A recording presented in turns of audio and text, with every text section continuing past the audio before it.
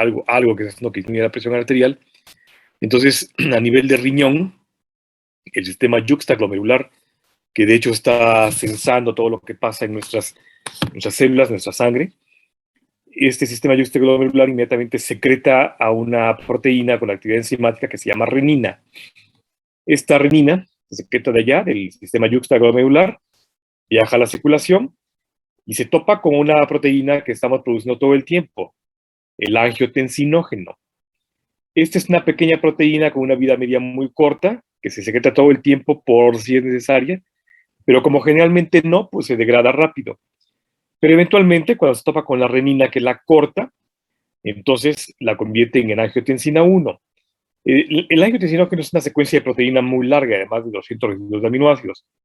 Le corta una secuencia y entonces la convierte en angiotensina 1. Es la proteína que cada vez que se corta diríamos que se madura. Y entonces el angiotensinógeno ahora un poco más maduro, no completamente, se convierte en angiotensina 1 porque la renina lo cortó. Y luego circula la angiotensina 1, pasa al pulmón, entre otros órganos, el pulmón es el principal, y ahí otra enzima, un receptor con actividad enzimática que se llama la enzima convertidora de angiotensina, SA por siglas en inglés, muy famosa, porque ahora con el coronavirus van a estar oyendo hablar del ACE, del receptor ACE. Es lo mismo, nada más que son siglas en inglés, es el receptor de la enzima convertidora de angiotensina. Y entonces, una vez que pasa por el pulmón, esta enzima convertidora de angiotensina le vuelve a hacer otro corte pequeñito, la rasura un poquito y la convierten en angiotensina 2. Y entonces angiotensina 2 viaja a la circulación y se une a un receptor específico. Este receptor específico inmediatamente entonces induce una vasoconstricción severa. Entonces, de este modo, no solamente hemos conseguido redistribuir el volumen circulatorio, fíjense, disminuyó la presión o disminuyó el volumen circulatorio. Cuando el sistema del eje hipotálamo hipófisis adrenal secreta toda esta gama de moléculas que están actuando para restablecer el volumen o diluir la sangre o concentrarla, al mismo tiempo ese sistema lo que hace es que cierra los vasos sanguíneos, produce una vasoconstricción severa. La enzima convertidora de angiotensina es interesante porque cuando alguien fuma, por ejemplo, mucho, en los sujetos con tabaquismo crónico, secretan más enzima convertidora de angiotensina. Y entonces es en parte una de las razones por las que hay hipertensión arterial con el tabaquismo, porque aumenta la cantidad de receptores de la enzima. Y entonces, si piensan en eso, significa que el paciente con enfermedad COVID, hoy en día, la COVID como tal, tendría entonces mayor riesgo de tener la enfermedad grave, porque tiene más receptores a los cuales unirse el virus. Se une al SA, ¿de acuerdo? Entonces, el sujeto tabáquico crónico, que fuma crónicamente, tiene más receptores de SA, por tanto, tiene más receptores para el virus también. Bueno, entonces se provoca una vasoconstricción severa por la angiotensina 2. Y al mismo tiempo, esta angiotensina 2 estimula a la corteza suprarrenal para secretar igual cortisol, que es nuestro glucocorticoide, aldosterona, que es nuestro mineralocorticoide, y las catecolaminas, fundamentalmente noradrenalina y adrenalina. De esta forma, entonces, vean cómo también, junto con el eje hipotálamo hipófisis adrenal, la aldosterona contribuye a la mejora en el flujo circulatorio. Cierra los vasos sanguíneos y, en consecuencia de la presión, llega la sangre hasta el último rincón de nuestro cuerpo. ¿De acuerdo? ¿Queda claro el sistema renina, angiotensina, aldosterona, chicos? Sí, sí, queda claro. Gracias. Ok. Lo vamos a retomar ahorita, ¿eh? Que por si no fuera poco, pensar en las catecolaminas como la adrenalina, es que la adrenalina es un receptor alfa adrenérgico también en la vasculatura endotelial. Y entonces este receptor alfa adrenérgico también contribuye a una vasoconstricción. Si han tenido oportunidad de tener a alguien cerca que tiene mucho miedo por alguna razón, un susto muy intenso, por ejemplo, le salió un perro, o tuvo un accidente, algo grave en la familia, o vio algo muy catastrófico recientemente, lo verán con una palidez generalizada. Esa palidez es por el efecto adrenérgico, la liberación de catecolaminas. Y entonces, estas catecolaminas inducen una vasoconstricción tan severa que se pone uno pálido en serio. Esa palidez obedece a que toda la sangre se redistribuye hacia donde es importante, al corazón, al cerebro, al hígado. ¿De acuerdo? Pero es una vasoconstricción pasajera, dura más o menos unos 30 a 45 minutos con las catecolaminas. En cambio, la angiotensina, la 2, tiene una vasoconstricción intensa, potente, que dura varias horas. De tal manera que si alguien tuvo un accidente automovilístico, por ejemplo, y tuvo una fractura expuesta que le rompió músculos, vasos sanguíneos y expuso algo de hueso y quizás está perdiendo sangre, la primera respuesta metabólica del estrés será la preservación de la sangre, porque está perdiéndola, ¿no? Por tanto, se secreta hormona antidiurética, porque no queremos que orine. Ya está perdiendo agua por la sangre, no queremos que pierda, porque además se va a hacer pis del susto, ¿no? De tal manera que la secreción de hormona antidiurética inmediatamente cierra las válvulas a nivel del túbulo colector y redistribuye el agua como lo vimos ayer. Y simultáneamente se secreta adrenalina.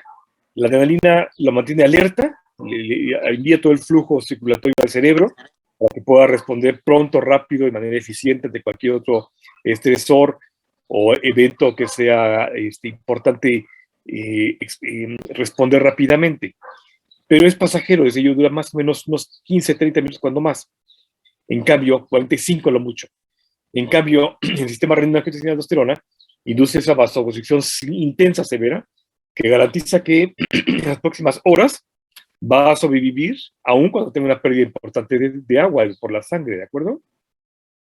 Esa es una de las respuestas justamente para la supervivencia, perdón, frente a esos eventos que pueden ser dañinos para nuestro cuerpo. ¿Sí queda claro?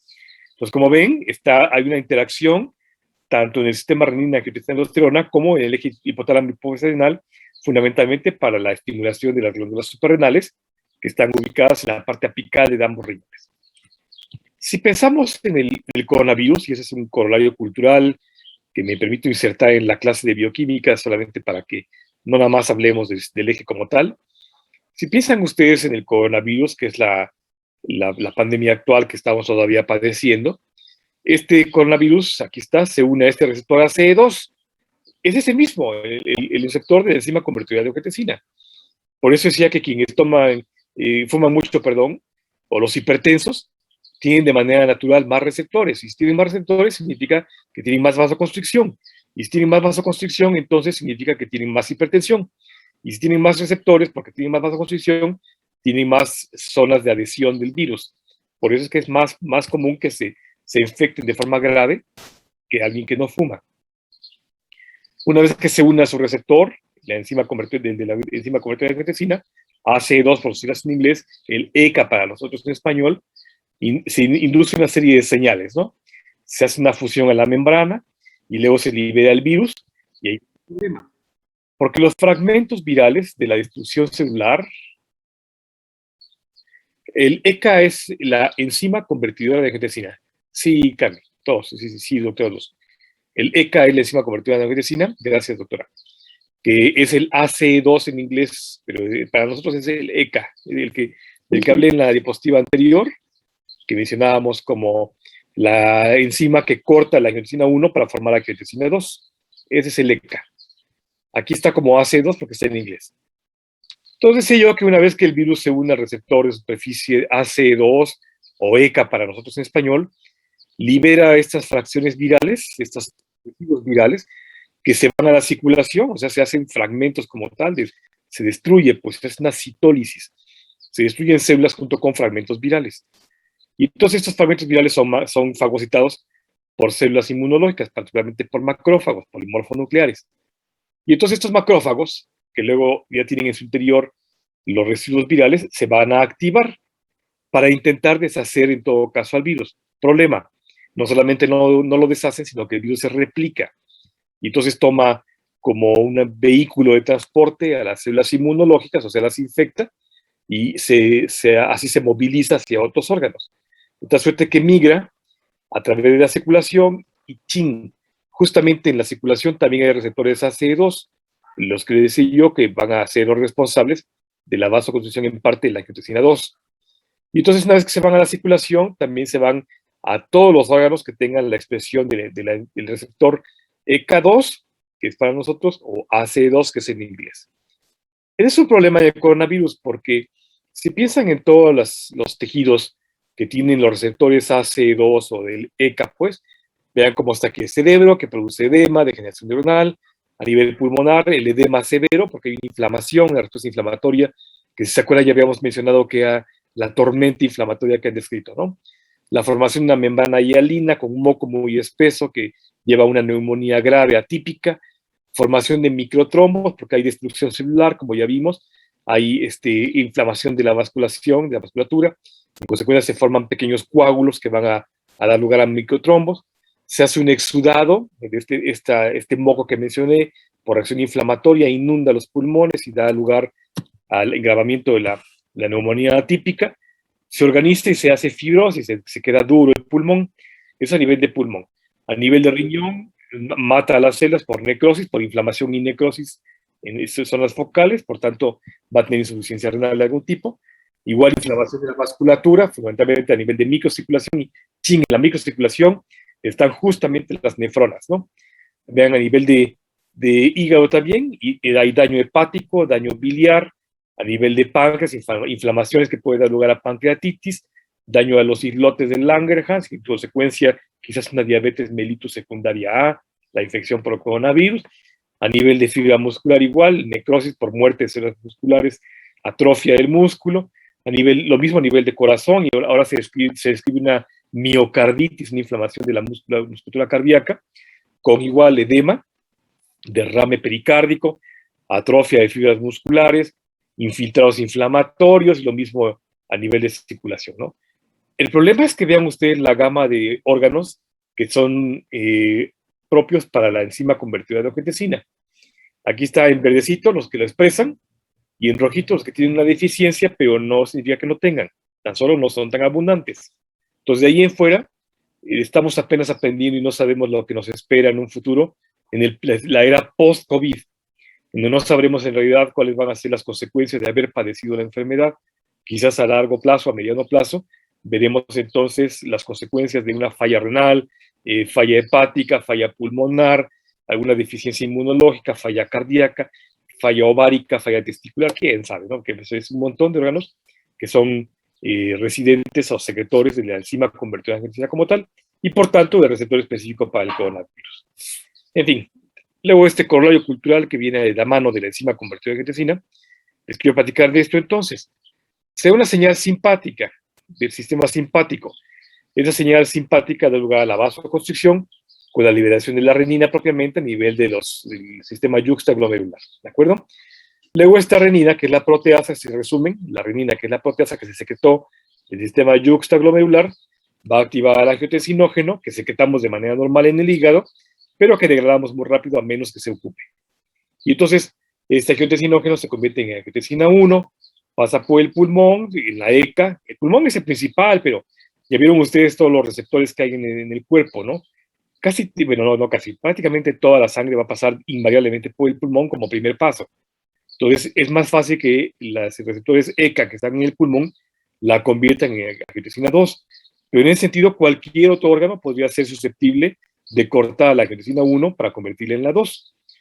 Luego esta 2 induce la vasoconstricción, estimula la secreción de hormona antidiurética, estimula la aldosterona para la resorción de sodio en la corteza suprarrenal, y en todo caso a otras catecolaminas como la noradrenalina y fundamentalmente la adrenalina, ¿no?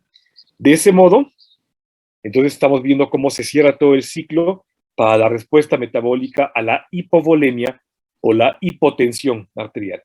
Que bien podría ser en todo caso, fíjense, si bien podría ser un aumento en la osmolalidad plasmática.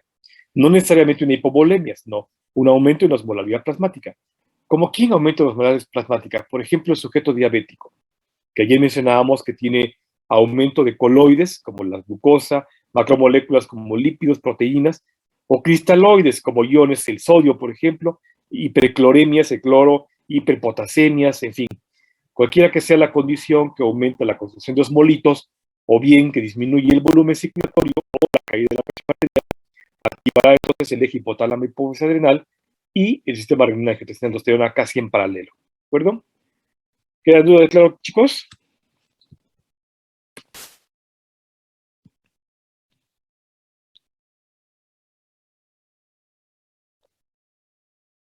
Ok, José Luis, gracias. Entonces, en resumen, si quiero expandir mi volumen, porque en todo caso tengo lo que primero dije, una hipovolemia o una hiperosmolalidad. Quiero expandir mi volumen. Esta expansión de volumen lleva entonces a la caída en la secreción de hormona antidiurética, pero no es cierto. Perdón, recapitulo, perdónenme. Tengo una expansión de volumen. Esa expansión de volumen, es decir, hipervolemia o bien un aumento de la presión arterial, lleva entonces a la disminución de hormona antidiurética. Porque lo que queremos es quitar orina para perder agua y en todo caso disminuir el volumen circulatorio.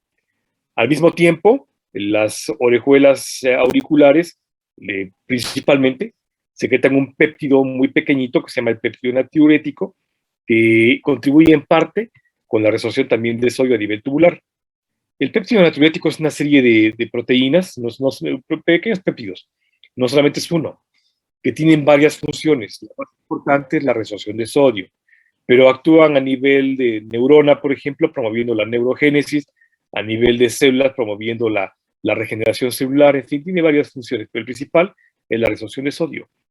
Y entonces, al mismo tiempo que se estimula la secreción de hormona antidiurética a nivel hipotalámico para no secretarla, estimula la supresión, quiero decir, ¿no? Estoy siendo como medio contradictorio, perdónenme. Se bloquea la secreción de hormona antidiurética para que en todo caso orinemos. Al mismo tiempo que esto pasa, entonces, esta disminución de hormona antidiurética se va hacia los receptores, no llega a los receptores de las acuaporinas y en todo caso empezamos a producir orina, o sea, se aumenta la diuresis. Simultáneamente disminuye la renina. No necesitamos al sistema renina-angiotensina-aldosterona activado, tampoco al eje hipotalámico renal. En consecuencia, disminuye la renina, no hay respuesta simpática, por lo menos no es tan severa, no hay angiotensina 1 porque se secreta el angiotensinógeno, pero no en condiciones adecuadas como para que se active el sistema como tal. La ECA no convierte en angiotensina 2, disminuye la aldosterona, y en consecuencia todo esto lleva a que se pierda agua, pero si ven ustedes, el péptido natriurético en ausencia de aldosterona está resolviendo el sodio, de tal manera que tiramos agua, pero garantizamos que no perdemos iones, fundamentalmente el sodio, ¿sí? Esta resorción de sodio a nivel tubular proximal hace que sí perdamos sodio a nivel tubular, pero en todo caso a nivel más distal actúa el péptido natriurético para reabsorberlo nuevamente a la circulación. ¿Para qué permitimos tirar sodio y luego reabsorberlo? Como buen osmolito, tiene actividad cristalloide-osmótica y en consecuencia tirarla junto con el agua en la orina va a ayudar a que jale más agüita y podamos en todo caso tirar agua. Pero ya una vez que llega aquí a nivel distal, recuerden que la resorción de sodio ocurre en todo el sistema tubular, pero fundamentalmente a nivel distal. Aquí a nivel distal se reabsorbe prácticamente todo el sodio, entonces solamente lo utilizamos para jalar más agua y que al final de cuentas lo que tiremos sea prácticamente agua. De tal manera que al final excretamos una buena cantidad de agua y algo de sodio, pero la mayoría lo vamos a reabsorber, ¿de acuerdo? Caso contrario, cuando tenemos en todo caso este modelo de que hay una concentración de volumen, entonces esta hipovolemia, ahora sí, esta hipovolemia, que en todo caso se identifica como que cayó la presión arterial, disminuyó el volumen circulatorio, aumentó la osmolalidad plasmática. Entonces ahora sí, se activa el sistema renina-angiotensina-aldosterona, se activa el eje hipotálamo renal. Esta activación lleva a la secreción de hormona antidiurética y esta hormona antidiurética cierra entonces las valvulitas acá, no se va a orinar, ¿de acuerdo? Lo que queremos es reabsorber agua, al contrario, ¿sí? Disminuye el péptido natriurético porque vamos a reabsorber la mayor cantidad de agua que sea posible. Aumenta la señal simpático, por supuesto disminuye el rango de filtración glomerular, no vamos a filtrar prácticamente nada porque esperamos que no se forme orina. Aumenta la resorción de sodio, aquí no va a servir para nada el sodio, no queremos que se nos congestione ahora el riñón, sino que al contrario, queremos que toda el agua que llegue, aunque sea poquita, se reabsorba inmediatamente al sistema peritubular y que llegue rápido a la circulación. Esto lleva también a la activación del eje del sistema renina-angiotensina-aldosterona, se activa la renina, ahora sí, la renina corta al angiotensinógeno, lo convierte en angiotensina 1, pasa por el pulmón, se convierte en la 2, estimula las suprarrenales, secreta aldosterona reabsorbe todo el sodio que pueda, absolutamente todo, al mismo tiempo que secreta las catecolaminas que producen una vasoconstricción y de esta forma disminuye la secreción tanto de agua como de iones, fundamentalmente de agua.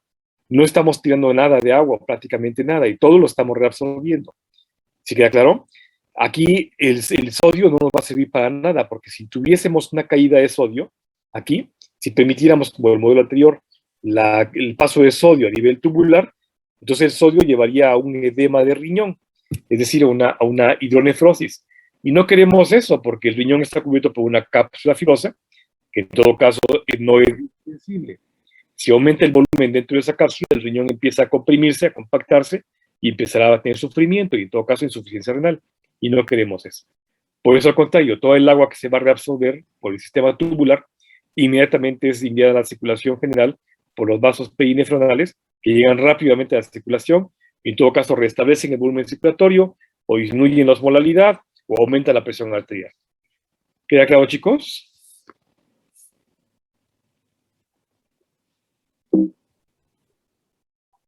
Sí. Bueno, como estábamos viendo ayer, las disnatremias, ese es el resumen de las disnatremias. La eunatremia o normonatremia, recuerden que eu es un prefijo que significa normal y sin problema. La eunatremia o normonatremia, entonces llevaría a un acopio de agua, un ingreso de agua, igual que la excreción, ahí no tenemos ningún problema. Pero en cambio, si aumenta la concentración de sodio por arriba de 240 mil equivalentes, 245 más bien, ¿no? Mil equivalentes por litro, se estimula la sed, porque hay que empezar a diluir, en todo caso hay que echarle agüita al cuerpo, por eso hay mayor acopio de agua, se estimula la secreción de hormona antidiurética porque hay que evitar orinar, queremos diluir, hay que diluir la sangre para que no esté tan concentrada el sodio, entonces hay una concentración urinaria, no orinamos en volumen adecuado y si orinamos será pequeñas cantidades muy concentradas con un olor muy característico, muy intenso, porque estamos reteniendo agua, ¿de acuerdo? En cambio, cuando tenemos la hiponatremia, por abajo es 135 miligramos por litro, esta hiponatremia entonces nos lleva al contrario. La supresión de la hormona antidiurética, igual que la supresión de estímulo de sed, no vamos a ingerir agua, que ya se reconoce que está baja la cantidad de sodio. Si le echamos más agua, se va a diluir más. Y lo que no queremos es eso, al contrario, queremos tirar un poquito de agua para que llegue al nivel normal de sodio. En consecuencia, se diluye la orina, porque no hay hormona antidiurética, se diluye la orina, aumenta la excreción de orina, y en consecuencia, hacemos que disminuya el volumen circulatorio, aumente la osmolalidad, o disminuya significativamente la presión arterial. ¿Sí queda claro, chicos? O sea, en hipernatremia lo veríamos cuando hay aumento de la osmolalidad, o sea, una hipertonicidad plasmática, o una hipovolemia, ¿de acuerdo? O una hipernatremia. En la hiponatremia lo veríamos también, en la activación quiero decir, frente a una hipervolemia o una hipertensión, ¿sí? Disculpe, doctor. En la Vale, vale. hipertensión arterial hay una hipernatremia, ¿no? Por lo tanto, se estimula las ganas de querer tomar agua y es cuando empiezan a retener líquidos. ¿El edema entra también? Perdón, Andy, al principio no te entendí. ¿En la hipertensión arterial qué, perdón? ¿En la hipertensión arterial es una hipernatremia? Ah, no necesariamente. Hay varias formas de que te dé hipertensión arterial a alguien. Cuando hay hipernatremia, puede eso aumentar la presión arterial porque la hipernatremia jala agua y en consecuencia hace una hipervolemia que aumenta la presión arterial porque hay mayor agua en la circulación. Y los vasos sanguíneos van a tener resistencia para que no se distiendan tanto y vayan a tronar. En consecuencia, aumenta la presión arterial. Es decir, si alguien toma mucha sal, va a desarrollar una forma de hipertensión arterial. Pero hay otras formas de hipertensión arterial. Puede ser, por ejemplo, por efecto de bomba, que el corazón esté latiendo muy fuerte, ¿de acuerdo? Puede ser por resistencias periféricas. El corazón late bien, la osmolalidad está bien, pero las arterias están respondiendo contrayéndose. Entonces, esa contracción de las arterias puede dar lugar a la hipertensión. Entonces, no necesariamente hipernatremia. Pero, por ejemplo, en el caso de las hipertensiones que no son de bomba, de corazón, quiero decir, ni tampoco de hipernatremia, pero sí de la vasculatura muscular a nivel de vasos sanguíneos, justamente lo que dan son inhibidores de la ECA, porque en todo caso se entiende que aquel sujeto que está hipertenso porque los vasos sanguíneos se están contrayendo, es porque justamente porque están secretando demasiada angiotensina. Entonces, si tú inhibes la ECA, automáticamente ya no se forma angiotensina 2 y en consecuencia se relajan los vasos sanguíneos. Es una forma de hipertensión arterial. Pero podría ser, claro, por hipernatremia, por hipercalemia en el caso de potasio, por hipercalcemia, podría desarrollarse una forma de hipertensión arterial, pero no necesariamente es por eso. ¿Ya? Está bien, doctor, gracias. Para servirte. Entonces ayer habíamos visto, hace unos días, habíamos visto el sistema yuxtaglomerular. Aquí está el glomérulo, en la cápsula de Bowman, en moradito. Aquí está el sistema yuxtaglomerular, y dijimos que la zona verdecita, esta, son justamente las zonas de las células que están con censos allá, con cilios que están censando todo aquello que llega por la aferente, y están viendo la presión arterial, el pH, la osmolalidad, el volumen circulatorio, todo están censando y enviando las señales del sistema nervioso central. Y juntito a ellas, acá, en la zona moradita, en la zona 5B, están justamente las células que van a secretar a la renina. Entonces, como ven, la comunicación entre los sensores y las zonas de la secreción de renina junto con las zonas glandulares están íntimas, están relacionadas íntimamente, de tal manera que la señal es directa, es inmediata para la secreción de la renina. ¿De acuerdo? Entonces, bueno, ese es un resumen de lo que ya les dije. Ese es el resumen de lo que ya les dije justamente. El aumento de la sed, déjenme ver esto, disminución de volumen y de la presión, sí. Si tenemos hipovolemia y tenemos en todo caso hipotensión, porque bajó la presión arterial, porque tenemos poca sangre circulando, algo hizo que cayera la presión, de pronto hay un sobresalto y ese sobresalto nos palidece, y justamente por la vasoconstricción severa y cae la presión arterial. Esto, como se reconoce como que hay y poco volumen circulatorio, se secreta la hormona antidiurética, entonces disminuye la excreción de agua inmediatamente. Si tenemos antidiurética, no hay orina, entonces se cierran las válvulas aquí a nivel renal, se estimula la secreción de sed inmediatamente para recuperar el volumen circulatorio, aumenta la cantidad de ingesta de agua, aumenta la presión y el volumen circulatorio, y lo que ya he mencionado, ¿no? El angiotensinógeno, la angiotensina 1, la renina la convierte en angiotensina 1, luego pasa por el pulmón, angiotensina 2, y se va la señal hacia el sistema igual hipotalámico, para regular entonces toda la secreción del eje hipotalámico renal también. De tal manera que por eso yo que están vinculados, ¿no? En paralelo sería la cosa contraria, en la que veríamos aquí la hipervolemia, en este caso, o el aumento de la presión arterial. Si tenemos mayor volumen circulatorio o aumenta la presión arterial, el cuerpo reconoce que algo está mal. En consecuencia, si está un aumento del volumen o la presión, es mejor tirar agüita, porque hay que liberar presión. Es como una represa. No sé si han visto en las noticias, cuando están llenas las represas de agua, lo que hace la gente es que le abre un poquito las válvulas y deja salir esa agua, porque si se rebosa mucho se puede derramar, o peor, las paredes de la represa no van a dar de sí, y entonces se puede reventar. Así que más vale tirar un poquito de agua que correr el riesgo de que esté a tope, ¿de acuerdo? Entonces igual acá, somos como una represa. Cuando tenemos esta hipervolemia o aumento de la presión, no secretamos hormona antidiurética o no en adecuadas cantidades, en consecuencia se empieza a orinar. Esta disminución de hormona antidiurética hace entonces que tenemos mayor cantidad de agua, mayor cantidad de agua, por supuesto de iones, disminuye la presión y el volumen, al mismo tiempo que disminuye la actividad simpática, no se activa el sistema renina-angiotensina-aldosterona. No es que no se active, tan solo no es tan severo. En todo caso, siempre tenemos una pequeña cantidad de ambos ejes. Recuerden que la sensibilidad para la activación de, por ejemplo, del eje hipotálamo que es casi igual al otro sistema, es cercano a cambios del 1%. Es decir, muy poquito, es una variación muy poquita para que ya se active, pero inmediatamente se desactiva. Se activa y se desactiva, ¿no? Bastará con no haber desayunado para que andemos entonces tanto con el sistema renina-angiotensina-aldosterona como con el eje hipotálamo renal activados. Basta con eso. En cuanto llega el alimento al cuerpo, inmediatamente cesa la función y todo se restablece a la normalidad. ¿De acuerdo?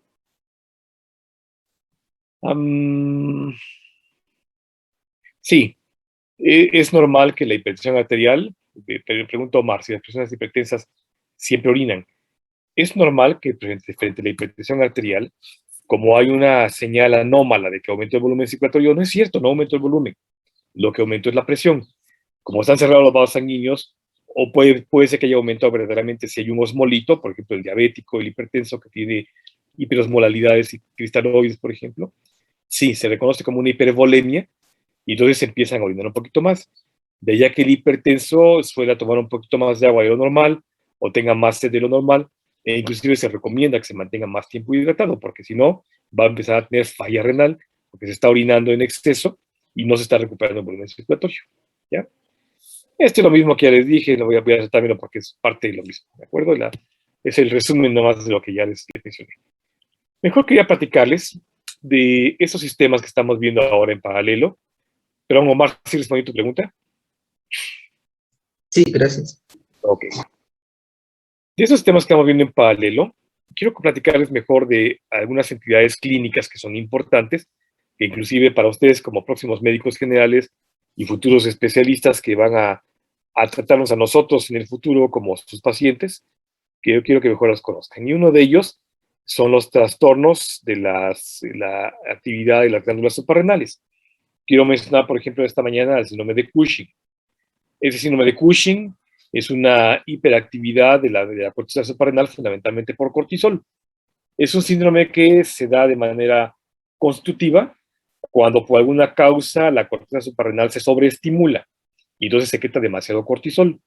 El cortisol mantiene un estado de estrés celular a todo el cuerpo y provoca una serie de alteraciones. Lamentablemente uno puede un síndrome de Cushing. Hay formas de inducción. Por ejemplo, pacientes que tienen que tomar corticoides, tienen porque tienen algún problema inmunológico, que necesitamos provocar una inmunosupresión, o que tienen alguna forma de cáncer, o alguna enfermedad en particular que requiere de terapia de corticoide. Cuando uno le da el corticoide por vía tomada o por vía inyectada, se induce un síndrome de Cushing que ni modo, es parte de los efectos colaterales. Pero también si uno no conoce o no tiene en cuenta que uno puede inducir el síndrome de Cushing por la administración de corticoides, uno le puede generar la enfermedad y en todo caso, si es por mala práctica, en ese sentido de que no me importó, o no me acordé, o ni puse atención a la clase y entonces ya no supe que iba a producir síndrome de Cushing, eso se llama iatrogenia. Iatro es un vocablo griego que significa monstruo. Genao es formar. Entonces, iatros, curiosamente, tiene dos acepciones. En la Grecia antigua y también en los egipcios antiguos, a los médicos le llamaban los iatrones. Entonces, nosotros éramos los iatros. Así es que iatros es el monstruo que forma el médico. Aquellos monstruos que generamos nosotros por mala práctica le llamamos iatrogenia. Cuando por desconocimiento, por omisión, porque me importa un cacahuate, yo genero alguna enfermedad, yo digo provoque una iatrogenia, ¿de acuerdo? Entonces, Cushing puede ser iatrogenético también. Y entonces, perdón que esté en inglés, me había pasado en español. Clínicamente, el síndrome de Cushing, que es una hiperestimulación de la corteza suprarrenal por una hipercortisolemia, debuta con esta cara con robicundez, un enrojecimiento facial, una cara redonda que clínicamente se llama de luna llena, cara de luna llena. Típicamente hay depósitos anormales de grasa que se llama lipodistrofia. Esta, por ejemplo, frecuentemente en mujeres, pero también en varones. Por ejemplo, en la espalda, cerca del cuello, se les forma una jorobita aquí pequeñita que se llama, clínicamente se llama la joroba de búfalo. También tienen estrías en todo el cuerpo, laxitud de la piel muy flexible, muy delgadita, que se estira mucho, y como se estira no se puede regenerar pronto, queda lastimada, cicatrizada, en consecuencia forma esas estrías que son rojas, les arden, dan mucha comezón, tienen como esta lipodistrofia también entonces depósito de grasa en el abdomen, en los glúteos, en fin. Curiosamente tienen un adelgazamiento de los brazos y mala cicatrización. El aumento de cortisol en la sangre provoca una mala cicatrización, en buena parte porque provoca inmunosupresión. Por eso es que uno le suele dar corticoides a pacientes que tienen cáncer, porque lo que quiere uno es disminuir el sistema inmunológico. Ay, perdónenme, ¿no está viendo la diapositiva?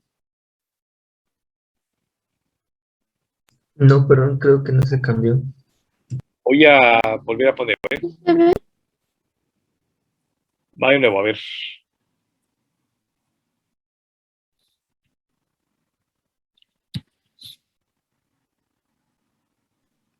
¿Ahora sí? Sí, ya. Sí, ahora Sí, sí. sí, ya ¿Todos? se logra ver. Ok, perdón, no me he dado cuenta que me dijeron eso. Perdón, Dani. ¿Ya? ¿Tú, Dani, lo ves? ¿Dani Sí, acá Morales? sí. ¿Sí? Ok. Ah, perdón, no me he dado cuenta del mensaje. Díganmelo, por favor, no me lo escriban porque no siempre veo el chat. Menciónenmelo, por favor, que no me he dado cuenta. Pues este es el síndrome de Cushing a grandes rasgos, lo que está yo diciendo, ¿no? O sea, veríamos así a una persona con síndrome de Cushing, que es por hipercortisolemia, hipercortisolismo o por hiperactividad de la corteza suprarrenal. Y entonces, además de eso que acabo de mencionar, una característica del síndrome de Cushing es justamente porque provoca inmunosupresión, el aumento de vello facial. Esa es una mujer, por ejemplo. Y si ven ustedes, tiene este vello facial que más que una patilla parece más una barba masculina. Vean cómo tiene hasta aquí, tiene papada. No solamente porque está con sobrepeso. De hecho, aumentan de peso y tienen edema. Recuerden que el cortisol es nuestro glucocorticoide por excelencia, así es que moviliza carbohidratos a partir de glucógeno y los carbohidratos son hiperosmóticos y en consecuencia generan edema. Además de eso, la lipodistrofia que mencioné, el depósito anormal de grasa. Entonces tiene esta papadita, que es por aumento de peso, muy seguramente por el síndrome de Cushing. Vean cómo tiene una barbilla aquí como de varón, con vello también aquí en la zona del bigote. Este hirsutismo o hipertricosis, tricos significa pelo en griego, entonces el aumento de pelo en alguna parte del cuerpo se llama hipertricosis, se refiere al vello facial, por ejemplo. Es típico también del síndrome de Cushing, por una hiperestimulación de las células productoras de vellito, que en respuesta a una inmunosupresión que puede lastimar la piel, puede hacerla más susceptible, más frágil, se cubre de pelo para poderse proteger. Vean cómo también tiene acné, esta es una mujer adulta, y sin embargo tiene acné del adulto, que se parece a una acné de la juventud, pero no es una jovencita, que también tiene que ver con la hiperactividad glandular, justamente por la hipersecreción del cortisol, corticoides. Y la cara de luna llena, que es el otro signo clínico importante, vean, por ejemplo, aquí dos personas con síndrome de Cushing, vean la cara redonda, con esta lipodistrofia, que no es una papada de alguien que está gordito, no más bien es un depósito normal de grasa, que hasta le hace péndulo aquí la papada. El cuello también se ve gordito, vean cómo se ve redonda su piel, aquí su cara también. Por ejemplo, es un pequeñito que tuvo que recibir corticoides por una leucemia. Entonces, aquí estaba antes del tratamiento, así se puso durante el tratamiento con corticoides, que es la cara de luna llena, y fue en cuestión de meses o de poco tiempo. La cara de luna llena, la lipodistrofia, vean, aquí se ve muy mala fotografía, pero se ve la robicundez, el tono rojizo de la piel, tiene edema evidentemente, además del depósito normal de grasa, en fin. Es otra mujer, vean ustedes, 6 meses antes del tratamiento, igual por un tratamiento para inmunosupresión, por una enfermedad autoinmune. En el caso de ella, estaba recibiendo tratamiento con cortisol porque ella misma atacaba sus propias células, una enfermedad autoinmune cuyas células inflamatorias se estaban destruyendo a sí misma. Entonces hubo que provocarle una inmunosupresión para que no se atacara, no se matara a sí misma. De tal suerte que antes del síndrome de Cushing, ahora es después del síndrome de Cushing, a 6 meses después del tratamiento. Es la misma mujer con 6 meses de diferencia. Y si ven ustedes, vean la cara de luna llena, la piel enrojecida, justamente por el aumento de la vasculatura, la hipervascularidad de la que se somete por el aumento de la presión arterial, vasos goteantes según la ley de Fick, la lipodistrofia, el edema del que es objeto por la hipercortisolemia. Y esas son las estrías típicas del síndrome de Cushing. Se distinguen de las estrías normales que uno puede tener porque la piel de manera normal se regenera bastante bien y de hecho es muy elástica. Solamente cuando la piel se estira muy rápido en poco tiempo, no da tiempo de que se regenere. Ejemplo, el embarazo. Se va estirando, se estira tanto y se mantiene estirada tanto tiempo durante tantos meses que no le da chance de regenerarse. Cuando ya se desinfla el abdomen porque salió el bebé, a la piel queda laxa y no le da tiempo a pronto regenerar todas esas zonas de cicatriz, de estiramiento que hubo. Igual si alguien se pone muy fuerte en muy poco tiempo, o si alguien sube de peso muy rápido en muy poco tiempo, no le da tiempo a la piel de regenerarse y generar estrías. Esta suerte que tenemos estrías de manera normal. Pero alguien que tiene estrías tan amplias, así, tan anchas, enrojecidas. Las estrías normalmente se palidecen, porque es una cicatriz. Si ustedes ven alguna cicatriz en su cuerpo, no tengo ninguna que se pueda ver bien, pero si ven alguna cicatriz en su cuerpo, esta. A ver si ven esta. ¿La ven? Este rayón, por ejemplo, es un cariñito de mi gato, Louis, y esa de aquí está otra. ¿La ven? ¿Se ve? Sí, doctor. Ok. Estas cicatrices son pálidas, porque es tejido fibroso. Es normal, las estrías se ven así, paliditas o ligeramente oscuras. En gente muy morenita se ven más oscuras. Pero en cambio, si las vemos rojas, significa que siguen irritadas. No solamente no han cicatrizado, sino que se siguen irritando por el cortisol. Los efectos metabólicos a los que se somete la piel por una falla en la cicatrización, por una falla inmunológica, llevan a que esté todo el tiempo inflamación. El cortisol produce inmunosupresión, no permite que esa inflamación se resuelva y todo el tiempo están rojas. Entonces, son estrías así, muy extensas, muy anchas, muy rojas, con grandes tramas en zonas muy extensas de la piel. Aquí está prácticamente todo el torso, todo el tronco lleno de estrías. Solamente una pequeña parte del tronco medio, el tórax, se salva de las estrías, pero todo el resto está lleno de estrías, ¿no? Y entonces, lo que veríamos en el caso del síndrome de Cushing, vean ustedes aquí, tenemos a nuestro hipotálamo, de manera normal se secreta estas señales de cortisol, la hormona que se forma en los núcleos hipotalámicos para la activación de la corteza suprarrenal, o sea, la hormona corticotrópica. Luego, una vez que se secreta, de manera normal viaja a la circulación y se va a la suprarrenal. Pero si tenemos un tumor, por ejemplo, hipoficial, alguna adenoma hipoficial, un tumor que esté creciendo acá, esto puede hacer que se secrete más cantidad de hormonas, de estimulantes de la corteza suprarrenal, y en consecuencia aumenta el cortisol, se da la señal a la hipófisis de que hay algo mal allá, se intenta disminuir la secreción de la hormona como tal a nivel hipotalámico, pero falla, y en consecuencia se secreta nuevamente y es un círculo vicioso. Caen los pacientes en este ciclo en el que no pueden salir fácilmente, todo el tiempo están inflamados, todo el tiempo está con una hipersecreción. Entonces, primer modelo, adenoma hipofisiario, ¿de acuerdo? Pudiera ser no necesariamente una hipófisis, sino un tumor fuera de la hipófisis, pero que esté afectando a la hormona estimulante de la corteza, la adenocorticotrópica. ACTH es hormona adenocorticotrópica. Recuerden que adreno de adrenal, la glándula suprarrenal, córtico de corteza, la corteza, tropos, que significa movimiento, que moviliza A, es la hormona que moviliza la corteza suprarrenal. Entonces, si un tumor, por ejemplo, secretor de hormona adenocorticotrópica, en testículo, por ejemplo, en ovario, produce esta sobreactivación, se va a la suprarrenal, se secreta cortisol y a pesar de que se da la señal al hipotálamo, falla porque no tiene que ver con la regulación acá, sino más bien es externa, ¿de acuerdo? Tercer modelo, ¿qué tal si yo tengo el hipotálamo?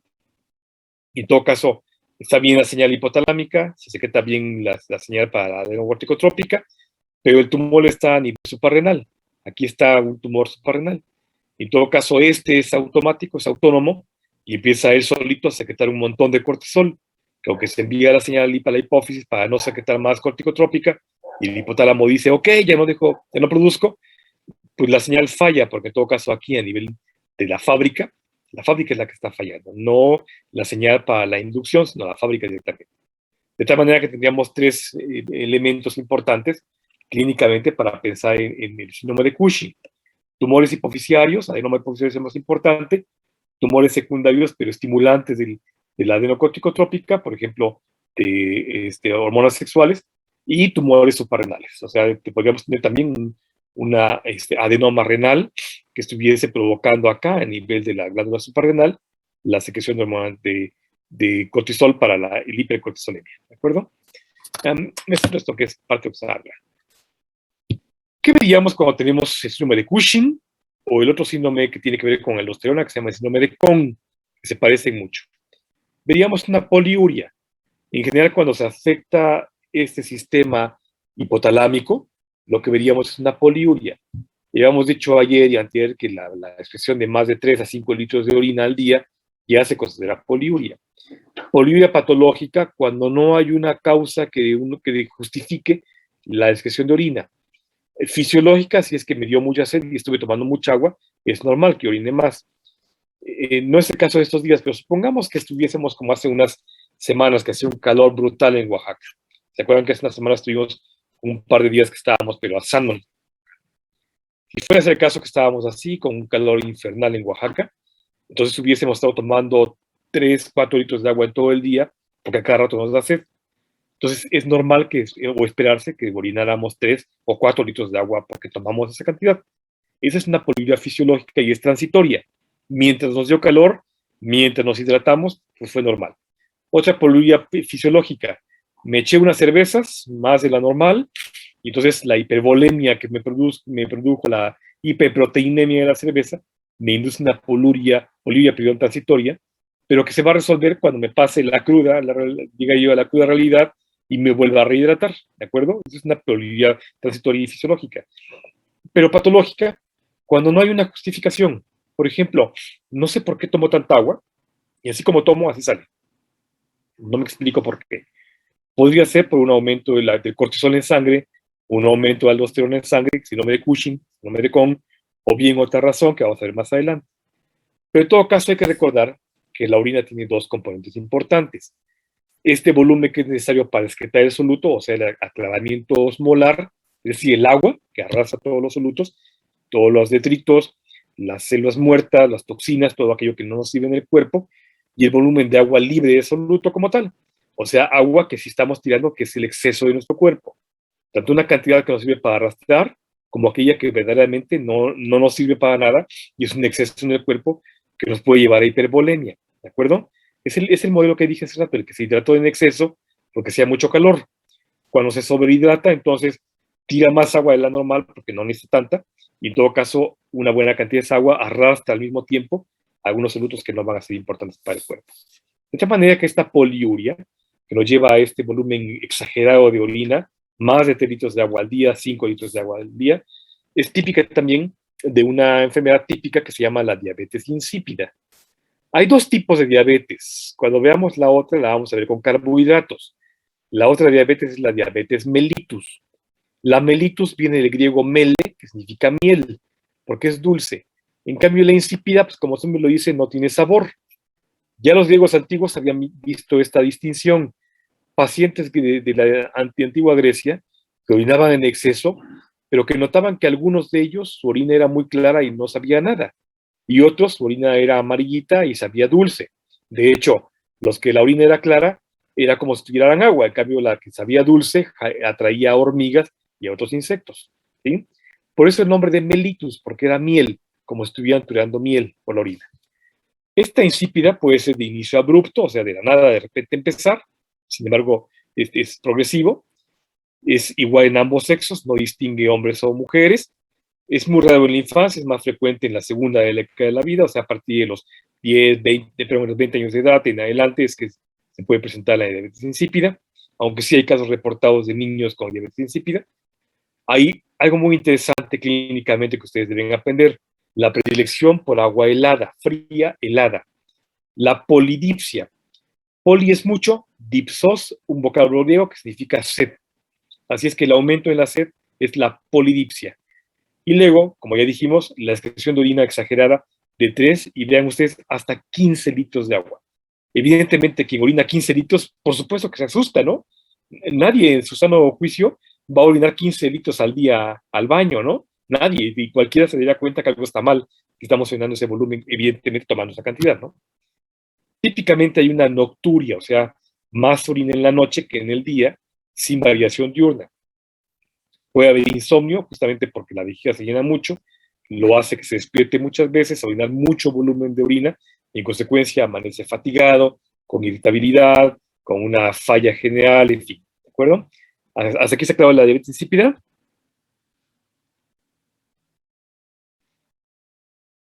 Ok. Y entonces, si pensamos que el hipotálamo, con la hormona antidiurética, es la responsable de cerrar la válvula para la secreción de agua hacia la toyac, lo que está fallando aquí justamente es la hormona antidiurética. No hay una señal de cierre de las válvulas de escape de agua hacia la toyac, y en consecuencia, así como entra, así sale. típicamente la polidipsia, el aumento en la sed, lleva a la poliuria, ¿sí? Esa es la diabetes insípida. Cuando nos consulta un paciente que nos dice, no sé por qué orino mucho, hay que preguntarle, ok, ¿toma mucha agua? Sí, ¿cuánta agua? Mucha agua y frías, no se me quita la sed. Y así como entra, así sale. Hay que sospechar que puede ser diabetes insípida, claro, esta puede ser otra cosa, pero hay que sospechar de diabetes insípida. Y en todo caso, algo muy interesante respecto al agua fría es que ese es un modelo de ratón que se parece mucho al modelo humano. A nivel de cerebro, los centros de control de la saciedad de la sed, que están regulados aquí cerca del hipotálamo, tálamo-hipotálamo, tienen una conexión directa a nivel del sistema nervioso central y el periférico, con un gangliocito geniculado que luego da unas inervaciones hacia la lengua y hacia los carrillos. Aquí, parte de adentro de la boca. O sea, la parte de adentro del cachete, ¿no? La parte interna. Entonces, ahí están las terminales nerviosas de ese ganglio geniculado que envía la señal directamente al tálamo y al hipotálamo. De tal suerte que la saciedad y la sed se lleva a cabo allá, en la lengua y en los carrillos, acá, en la parte interna. Y entonces, modelos experimentales, por ejemplo, con ratones, este es un artículo muy bonito del 2019, donde ven la secreción el estímulo para la ingesta, cuando tiene sed, se da el estímulo de la ingesta, y en todo caso, en cuanto le dan agua, inmediatamente baja el estímulo. En cambio, cuando le inducen diabetes insípido, no se da el estímulo para la supresión de la ingesta, y este ratoncito no deja de tomar agüita.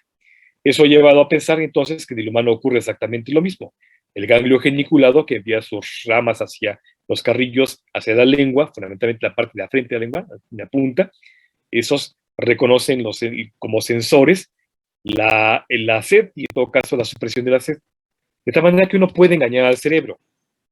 Si ustedes tienen un día a un familiar hospitalizado, o ustedes, y no pueden tomar agua o no quieren tomar agua, no tienen prescrito tomar agua, pueden engañar al cerebro mojando los labios con un trapito húmedo, de preferencia muy frío, o bien haciendo pasar pequeñas cantidades de agua fría por la boca, chupando un hielo, por ejemplo. En cuanto se chupa el hielo y se enfrían los carrillos o la punta de la lengua, inmediatamente se envía la señal al cerebro que dice, ya llegó agua. No es cierto, lo estamos engañando, le estamos haciendo creer que se está hidratando, pero en todo caso la señal neural es anormal y le dice al cerebro que ya, cuando no es cierto. Entonces, esa es parte de la respuesta por qué en la diabetes insípida solamente se sacía la sed con el agua helada, ¿de acuerdo? Sin embargo, ya con esto termino para dejarlos en paz. Sin embargo, hay casos como este reportado hace no mucho, 2008, de una diabetes insípida con deficiencia de sed. O sea, en la medicina como en la biología, no todo está escrito como una regla, ¿no? Hay a veces excepciones.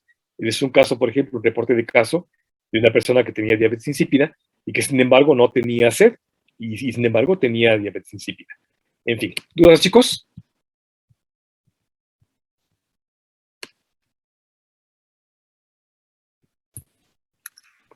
No, profesor. No. No, doctor, gracias. Mi foto del recuerdo.